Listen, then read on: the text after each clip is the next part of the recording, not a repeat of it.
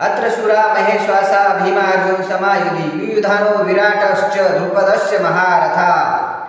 अत्र म्हणजे येथे शूरा म्हणजे शूरवीर, विश्वासा म्हणजे महान धनुर्धर, भीम आणि अर्जुन समा म्हणजे बरोबरीचे, युधी म्हणजे युद्धामध्ये, युयुधान म्हणजे युयुधान, विराट म्हणजे विराट म्हणजे सुद्धा, द्रुपद म्हणजे द्रुपद म्हणजे सुद्धा, महारथ म्हणजे महान योद्धा।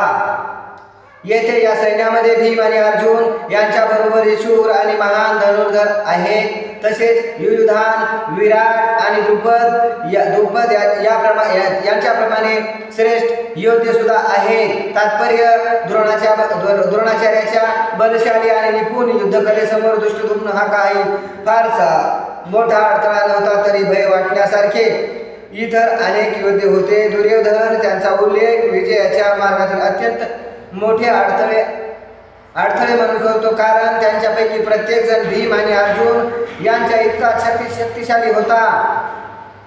त्याला भीम आणि अर्जुन त्यांच्या शक्तीची पुरेपूर जाणीव होती, म्हणून इतरांची तुलना त्याने त्यांच्याशी केली।